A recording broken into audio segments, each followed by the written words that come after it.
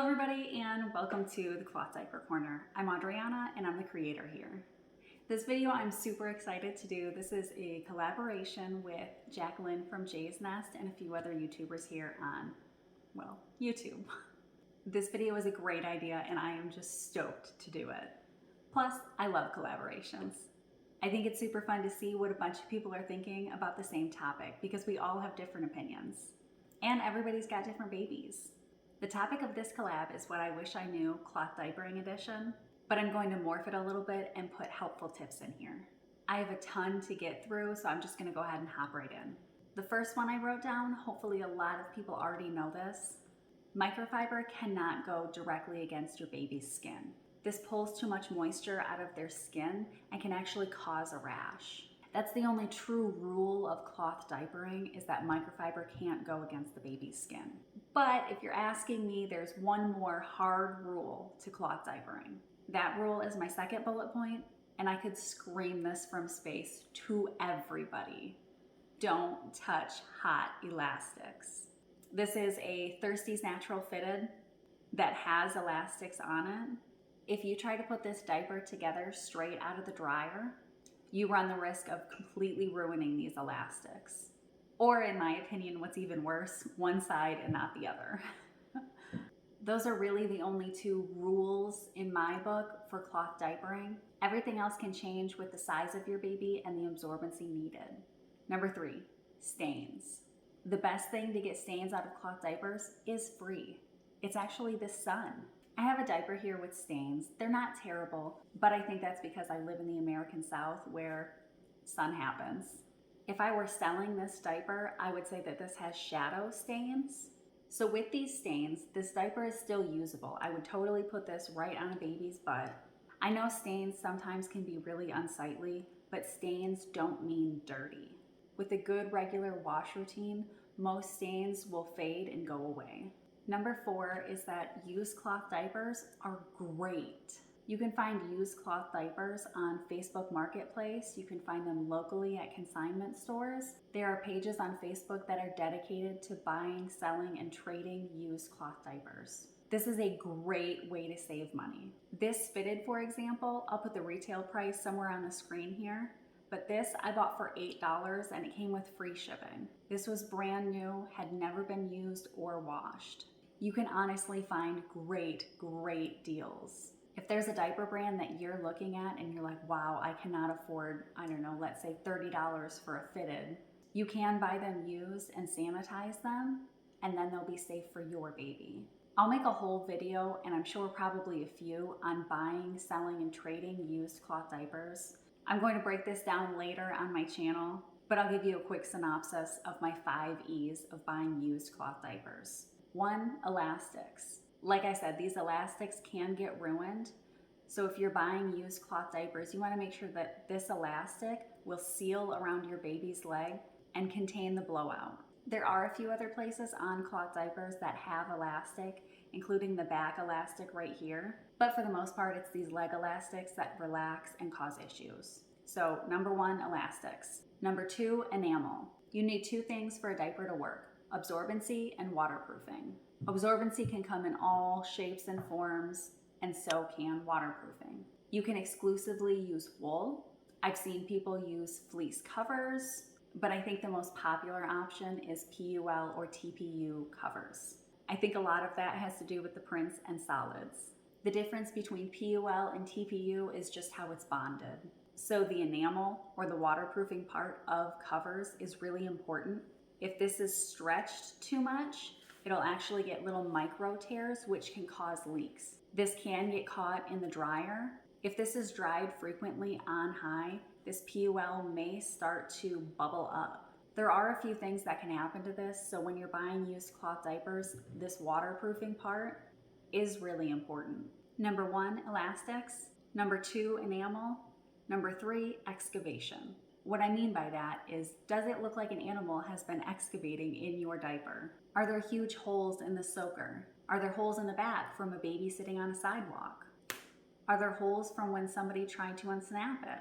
Ask the seller these questions and ask them for pictures. Number 1, elastics. Number 2, enamel. Number 3, excavation. Number 4, engage. The snaps on here, you want to make sure that they're all able to engage, they're all working functionally. If you need these rise snaps to make this diaper smaller and 2 out of the 3 don't work, you're kind of in trouble.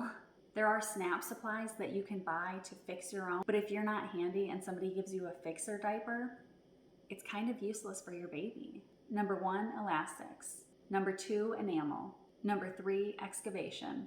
Number 4, engage. And the last one, number 5, is edgeware. You can have edgeware on a diaper. Some of it's serious and some of it's not. The most serious edgeware that you'll see is along these elastics. If the fabric that's encasing this elastic is wearing away, your elastics underneath can get damaged. And again, if your elastics don't work, it could compromise the seal on your leg. Inserts can get edgeware. This diaper does have some fuzzies on it on the side right here of the insert, which is okay. That's just the fabric becoming prepped. Most of these fuzzies will fall off. Okay, let's move on to bullet point number 5, test your water. An easy way to do this is just to take a little Tupperware of water into your local pet store. It could be PetSmart, it could be Petco. Anywhere that sells fish will usually test your water for free. They'll test your water and give you a full breakdown of what that test actually means. So for example, my water here is soft, like baby soft, and borderline acidic. So what that means for a cloth diapering routine at my house is that the acidity in the water helps really break down anything that's going into these diapers. The soft water part of it means I don't need as much detergent, and extra rinses are extremely necessary here. Moving right along, cloth wipes. If you're already cloth diapering, cloth wipes are so easy. They're a no-brainer. You can kind of use the front of this diaper and wipe some of the poop off, and then come in with a cloth wipe, finish the job, put this right in the diaper. For this particular one, you want to unsnap this fitted, and you can throw this entire thing right in your pail. This will get agitated and everything will fall apart in the washer and get clean, and you don't have to touch anything. After everything's clean, you can just snap this back together and go. One of the best parts about anything, for me at least, is the sales. I'm cheap and I don't like to spend full price on pretty much anything. The best constant big sales that you're going to find are Earth Day and Black Friday. Most brands participate and they do 10, 15, sometimes even 20% off. And a lot of places will throw in free shipping over a certain amount. I do not like to pay shipping, so that certain amount really gets me. The next thing I think you should know about cloth diapering is that a lot of people have wash routine struggles. This is one that I personally was not aware of the extent that this came to. I've never struggled that much with wash routine, but I've always tested my water. I've not had super hard water, and I've made sure that I've added extra rinses in there. I don't use a ton of microfiber either. I know a lot of people have troubles with microfiber. I know microfiber has been the culprit of a lot of people's struggles, and microfiber sheds microplastics into the water supply that studies are showing may not actually ever come out. I would encourage you to find more natural fibers like cotton, bamboo, and hemp. This kind of leads into my next point. Different diapers need different amounts of detergent. If you have a load that's full of fitteds and all-in-ones with multiple layers in here, you'll need a little bit more detergent. If you are solely using flats and covers like this, these are super easy to wash. This is just one layer of fabric that's folded up. The water and detergent can pass through this super easily. So when you're washing this, the agitation gets it really clean. If you're really struggling with a wash routine, these are a great option. They can be super affordable too. I know it's going to sound crazy, but the best way to keep the stink down is to actually not have a lid on your dirty diaper system. If you have a spare kitchen garbage that you're using with a washable pail liner in it, the best thing to do is to just keep your lid off of it. Also, side note for all my dog lovers out there, dogs can be naughty and get into the dirty pails. I've heard of dogs shredding cloth diapers. So if you have a bigger dog that likes to get into things, I would recommend keeping it a little bit higher up when you're not able to be right there.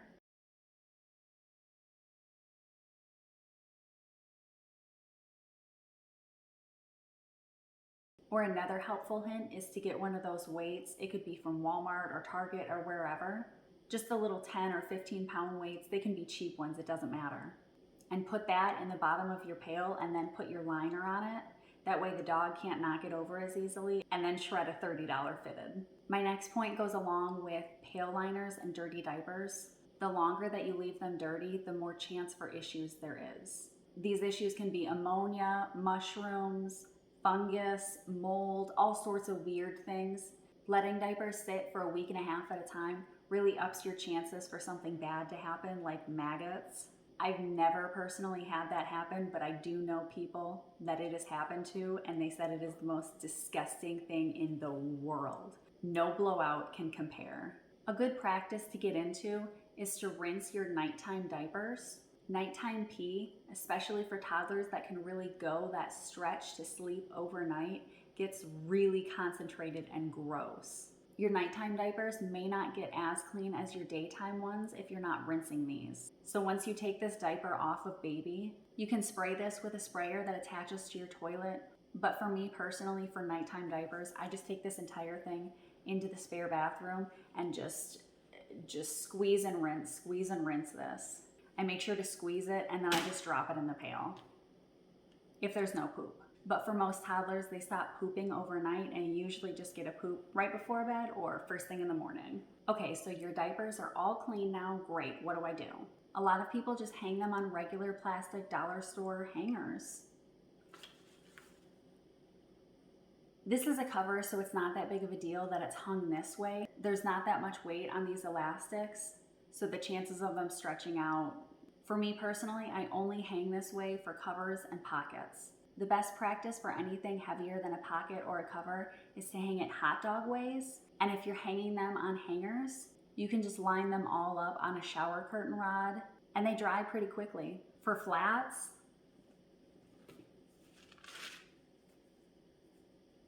I just fold it in half. It does not have to be pretty at all. And then I hang it on a hanger like this. These dry super quickly as well. So if you're going on vacation or something like that, or for the flats and hand washing challenge, which is coming to you very soon, flats and covers are your way to go. If you don't know what I'm talking about with the flats and hand washing challenge, Bailey from the Cloth Diaper podcast is hosting this year. So definitely go check her out on Instagram. She has a YouTube channel. There's lots and lots of videos, and there's Facebook pages too.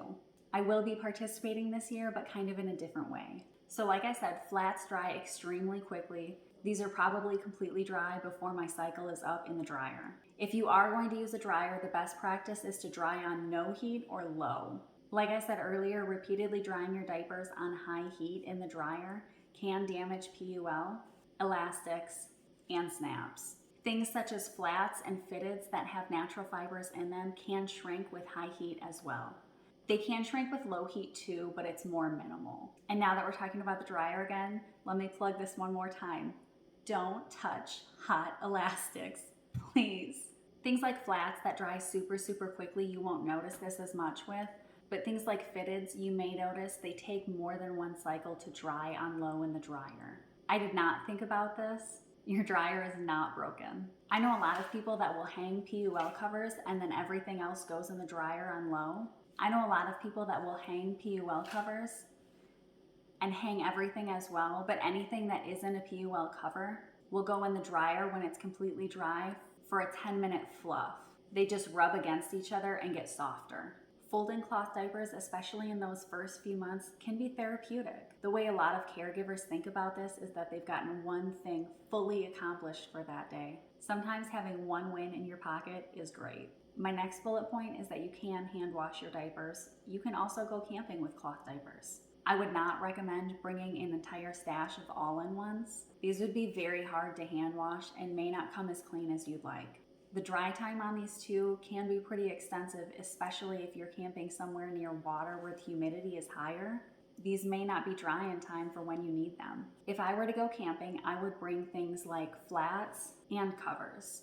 If you wrap a flat around your baby and no poop gets onto this cover, you can reuse this cover. So you just need a new flat to go inside here. I would say that you can reuse this about 3 times, but if poop ever gets on the elastics or anything, it needs to go straight in the dirty pail. One of the products that I don't know if I would cloth diaper without is a foldable drying rack.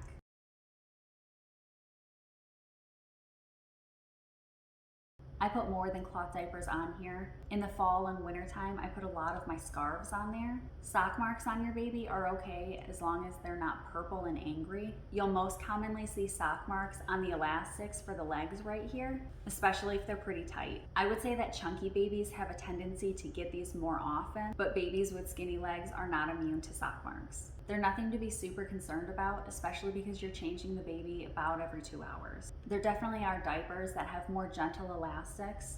Okay, we're getting close to wrapping up, I promise. My second to last bullet point here is that some people do not want a cloth diaper, and I have to accept that and respect that. You're not going to convert anybody to cloth diapering that does not want to be converted to cloth diapering by hounding them about cloth diapering. I myself have made that mistake in the past. My mother didn't cloth diaper any of her kids and isn't really open to the idea of cloth diapering. So me bringing up cloth diapers every time I talk to my mom is only going to irritate her. I know it's really exciting when a new brand opens, a new diaper comes out, or a new print is released. But for somebody that's not open to cloth diapering, the point is moot. And this leads me to my final point. If you don't have support in your family, you can find it locally. And if you really can't find it locally, there are entire social media groups dedicated to cloth diapering, and most of them are just as excited as you are. Even though they themselves might pass on this print, they're still really excited that you were able to purchase it. So this leads me to my last point on what I wish I knew cloth diapering edition. The cloth diaper community is amazing. I had no idea when I started looking into reusable poop catchers how many amazing people I would meet. A lot of the people that I'm friends with now, I met in Facebook groups specifically for cloth diapering. Sure, you're going to have your bad apple every once in a while, but a majority of the people in these groups are awesome. I love to hear that people are getting together for froyo, and the thing that bonds them is cloth diapering. Being a parent can be extremely lonely. The things that we go through in life can be extremely isolating and lonely. I think the friends you make when your babies are super little have the potential to be friends for life. They've seen you with no makeup. They have an extra shirt for you when you leak through yours. They want to go get food with you because you're starving, and so are they. They know that you may not have showered in 2 days because they haven't showered in 2 days. I'm really glad that cloth diapers have created a community where it's okay to just be you. This community is possible because of people like Jacqueline from Jay's Nest. She's an excellent resource. She has tons of videos on her YouTube channel, Jay's Nest, especially for newborn cloth diapering. I know newborn cloth diapering can seem intimidating and scary, especially because you'll do newborn cloth diapering before you'll do one-size diapering.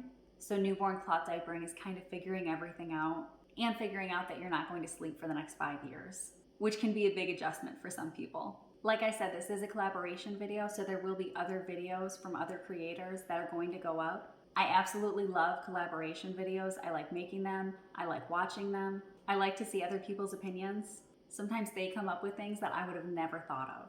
All right, guys, that's it for my video today. I hope you enjoy watching everybody else's.